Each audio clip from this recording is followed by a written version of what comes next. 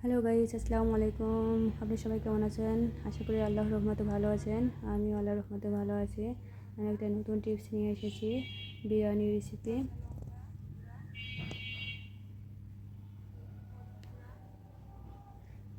Recipe. আমি প্রথমে 2 cup পরিমাণ চাউল নিয়ে নিলাম।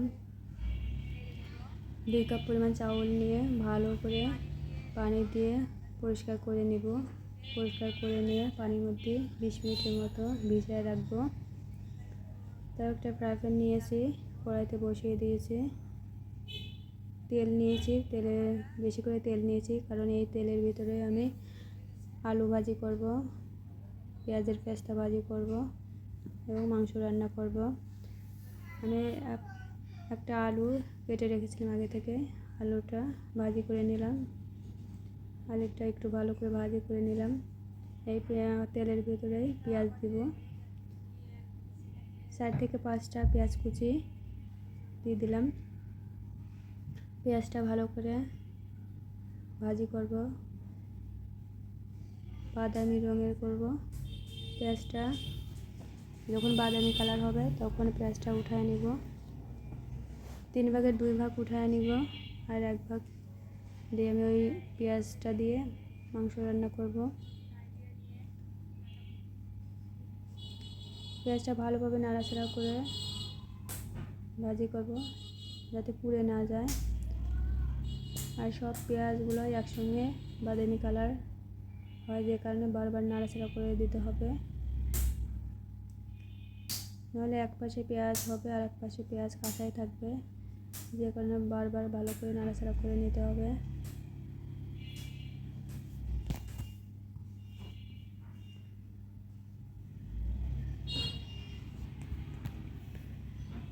আর পেঁয়াজের বেস্তাটা প্রায় হয়ে গেছে, দেখেন। আর পেঁয়াজের বেস্তাটা এখন উঠায় নিচ্ছি। 3 ভাগের 2 ভাগ পরিমাণ উঠায় নেব পেঁয়াজের বেস্তাটা। আর এটার মধ্যে আমি মাংসের জন্য মশলা দিয়ে দিব।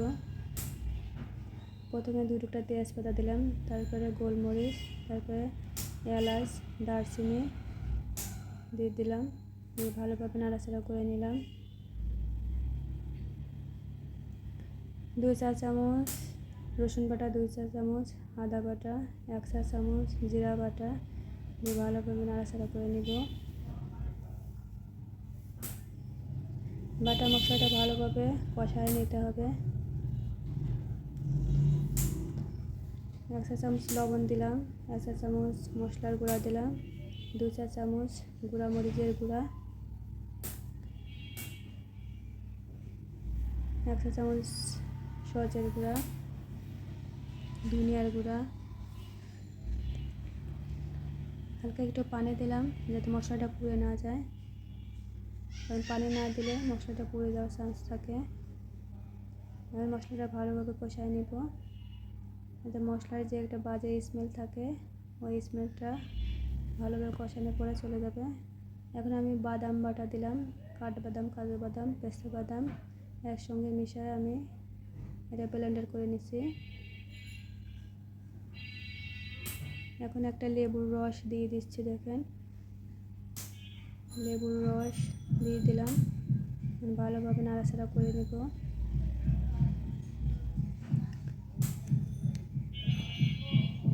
মশলাটা অনেক ভালোভাবে কষায় নিতে হবে। এখন 1/2 কাপ পরিমাণ তরল দুধ দিয়ে দিলাম। ভালো করে একটু জাল করে নিব।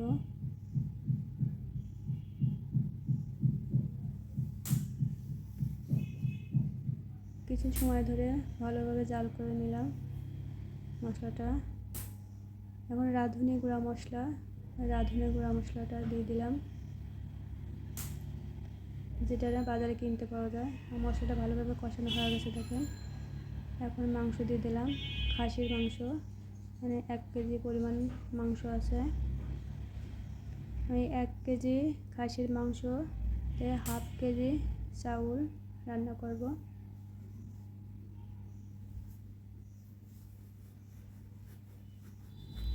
মাংসটা ভালো করে কষায় নিতে হবে, বেশ কিছু সময় ধরে রান্না করে নিতে হবে। আমি পেস্তা পেঁয়াজ পাস্তা ওটার মধ্যে কিছুটা চিনি দিয়ে মাখায় রাখলাম, সেটাই দেখালাম আর কি। এখন কিছু সময়ের জন্য ঢেকে রাখবো যাতে মাংসটা ভালোভাবে সিদ্ধ হয়।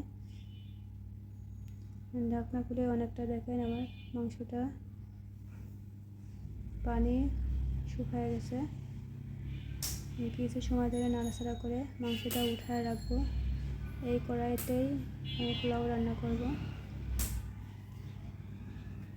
মাংসটা সিদ্ধ হয়ে গেছে, 70% সিদ্ধ হয়ে গেছে দেখেন মাংসটা। মাংসটা এখন উঠায় নেব। এই ফ্রাই প্যানে পোলাওর চাউল দেবো। আমি মাংসটা উঠায় নিচ্ছি, হালকা একটু জল জল রাখবো আর সবটাই উঠায় নিব। আমি আগে থেকে পরিষ্কার করে রেখেছিলাম চাউলটা, এই চাউলটা দিয়ে দিলাম। চাউলটা ভালোভাবে নাড়াচাড়া করে নিতে হবে। যে মশলা আছে ফ্রাই প্যানে ওই মশলাটা দিয়ে এখন কিছু মশলা দেব। একটু জিরা বাটা, একটু রসুন বাটা, একটু আদা বাটা দিয়ে দিলাম। দিয়ে ভালো করে নাড়াচাড়া করে নিতে হবে। ভালোভাবে নাড়াচাড়া করে চাউলটা যখন একটা গায়ে একটা লাগিয়ে যাবে তখনই আমি মাংসটা এর মধ্যে আবার দিয়ে দিব।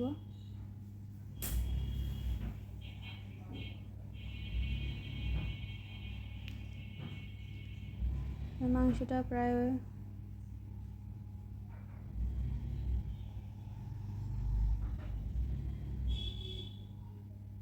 চাউলটা প্রায় হয়ে গেছে দেখেন। পোলাওর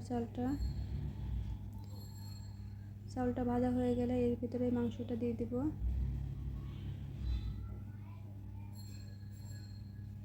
তারপরে পানি দিব। এই মাংসটা দিয়ে দিলাম। মাংসটা দিয়ে এখন চাউল আর মাংস একসঙ্গে মিক্সার করে নিব। ভালোভাবে মেশাতে হবে। ভালোভাবে মিশিয়ে একটু নাড়াচাড়া করে তারপর পানি দিতে হবে।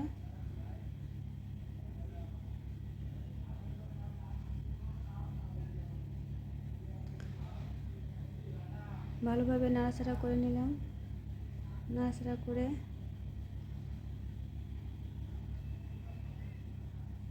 তারপর পানি দিয়ে দিব।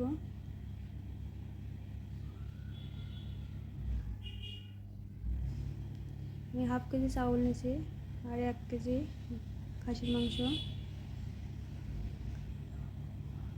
হাফ কেজি এই কাপের 2 কাপ পরিমাণ চাউল নিয়েছি। এখন 4 কাপ পরিমাণ পানি দেব। 3 কাপ পানি দিলাম আর 1 কাপ তরল দুধ দিলাম। দুধ দিয়ে দিচ্ছি দেখেন, তাহলে 4 কাপ হলো।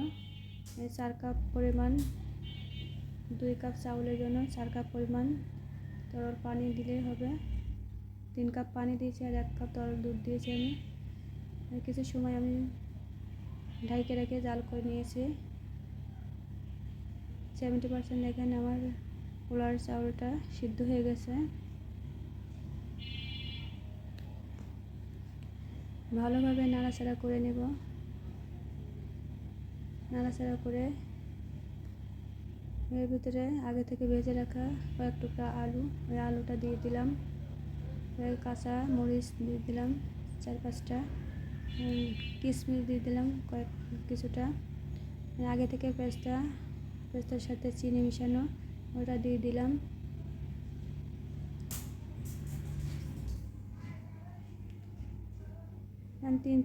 3 কাপ পরিমাণ ঘি দিয়ে দিলাম। 3-4 চামচ ঘি দিয়ে দিলাম। ঘি দিয়ে এখন কিছু সময় জন্য ঢেকে রাখছি। ঢেকে রাখার পরে এখন দেখেন, এখন একটু নাড়াচাড়া করে নিব। পোলাওর চাউলটা দেখেন সিদ্ধ হয়ে গেছে।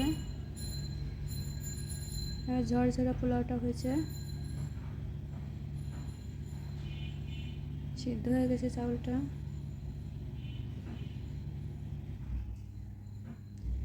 আর কিছু সময়ের জন্য আমি ঢেকে দেব, একদম লো আছে। এখন দেখেন আমার বিরিয়ানিটা হয়ে গেছে প্রায়,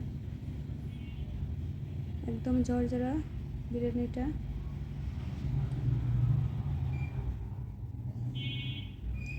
একদম ঝরঝরা বিরিয়ানিটা হয়েছে দেখেন। আমি এখন একটা প্লেটে সার্ভ করে নিলাম। গাজর, পেঁয়াজ, কাঁচামরিচ, লেবু একটু সাজায় নিলাম প্লেটটা। আমার এই ভিডিওগুলো যদি আপনাদের ভালো লেগে থাকে লাইক, কমেন্ট, শেয়ার করে দিন, আর প্লিজ সাবস্ক্রাইব করে দিন। ওকে, আল্লাহ হাফেজ।